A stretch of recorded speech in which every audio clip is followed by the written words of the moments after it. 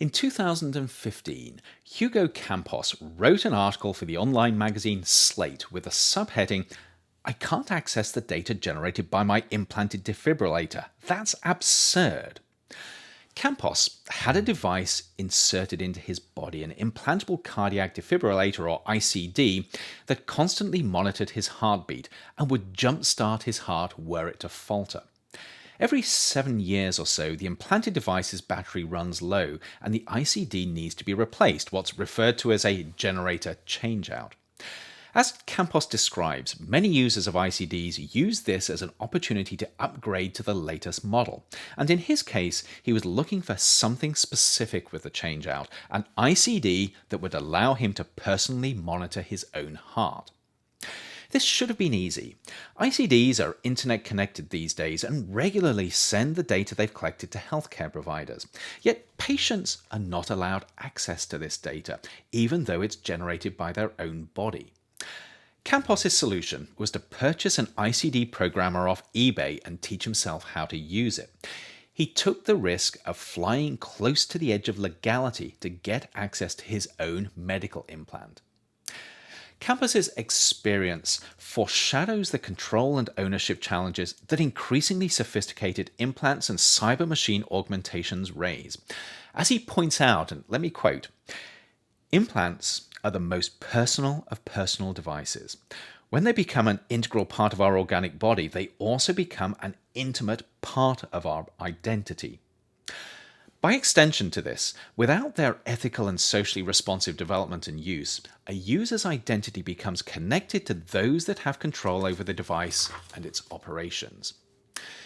In the case of ICDs, manufacturers and healthcare providers still have control over the data collected and generated by the device. You may own the ICD, but you have to take on trust what you're told about the state of your health.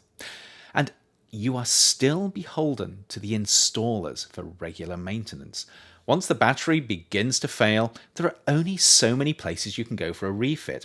And unlike a car or a computer, the consequences of not having the device serviced or upgraded is possible death. It's almost like being locked into a phone contract where you had the freedom to leave at any time, but contract termination comes with more sinister overtones. Almost, but not quite, as it's not entirely clear if users of ICDs even have the option to terminate their contracts. In 2007, Ruth and Tim England and John Coggins grappled with this dilemma through the hypothetical case of an ICD in a patient with terminal cancer. The hypothetical they set up was to ask who has the right to deactivate the device if constant revival in the case of heart failure leads to continued patient distress. The scenario challenges readers of their work to think about the ethics of patient control over such implants and the degree of control that others should have. Here, things turn out to be murkier than you might think.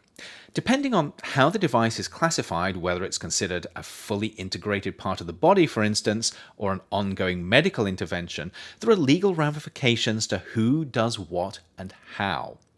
If, for instance, an ICD is considered simply as an ongoing medical treatment, the healthcare provider is able to decide on its continued use or termination based on their medical judgment, even if this is against the wishes of the patient.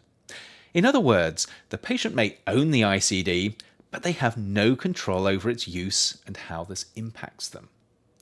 On the other hand, if the device is considered to be as fully integrated into the body as, say, the heart itself, a physician will have no more right to permanently switch it off than they have the right to terminally remove the heart.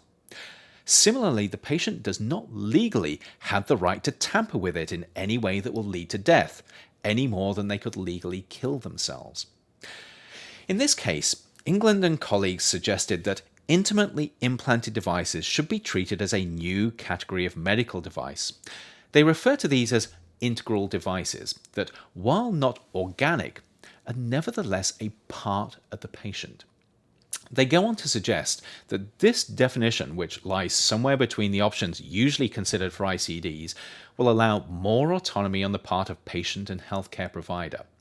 And specifically, they suggest that, and I quote, A patient should have the right to demand that his ICD be disabled, even against medical advice. England's work is helpful in thinking through some of the complexities of body implant ethics, but it stops far short of addressing two critical questions. Who has the right to access and control augmentations designed to enhance performance rather than simply prevent death? And what happens when critical upgrades or services are needed? This is where we're currently staring into an ethical and moral vacuum. It might not seem such a big deal when most integrated implants at the moment are health protective rather than performance enhancing, but we're teetering on the cusp of technological advances that are likely to sweep us towards an increasingly enhanced future without a framework for thinking about who controls what and who ultimately owns who you are. This is very clear in emerging plans for neural implants, whether it's Neuralink's neural lace or other emerging technologies for connecting your brain to the net. While these technologies will inevitably have medical uses, especially in treating and managing neurological diseases like Parkinson's disease, the expectation is that they'll also be used to increase performance and ability in healthy individuals. And as they're surgically implanted, understanding who will have the power to shut them down or to change their behavior and performance is important. As a user, will you have any say in whether to accept an overnight upgrade, for instance? What will your legal rights be when a buggy patch leads to a quite literal brain freeze? What happens when you're given the choice of paying for Neuralink 2.0 or keeping an implant that is no longer supported by the manufacturer? And what do you do when you discover your neural lace has a hardware vulnerability that makes it hackable? This last question is not idle speculation. In August 2016, a report from the short-selling firm Muddy Waters Capital LLC released a report claiming that ICDs manufactured by St. Jude Medical Incorporated were vulnerable to potentially life-threatening cyber attacks. The report claimed, and let me just read this out.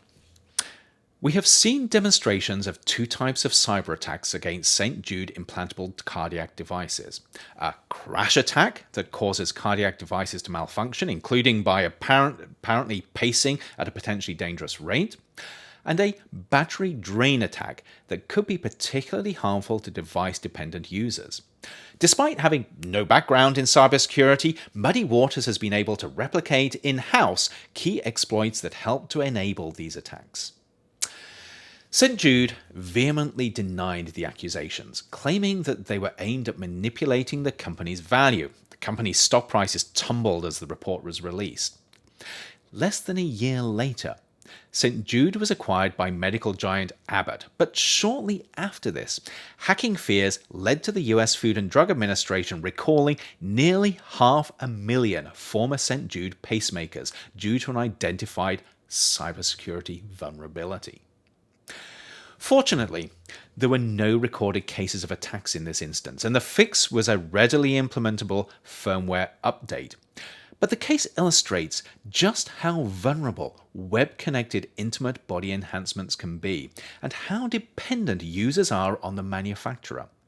Obviously, such systems can be hardened against attack, but the reality is that the only way to be completely cyber secure is to have no way to remotely connect to an implanted device, and increasingly, this defeats the purpose for why a device is or might be implanted in the first place. As in the case of the St. Jude pacemaker, there's always the possibility of remotely applied patches, much like the security patches that seem to pop up with annoying frequency on computer operating systems. With future intimate body enhancements, there will almost definitely be a continuing duty of care from suppliers to customers to ensure their augmentations are secure. But this, in turn, ties the user and their enhanced body closely to the provider, and it leaves them vulnerable to control by the providing company. Again, the scenario is brought to mind of what happens when you, as an enhanced customer, have the choice of keeping your enhancements buggy, security vulnerable software, or paying for the operating system upgrade. The company may not own the hardware, but without a doubt, they own you, or at least your health and security.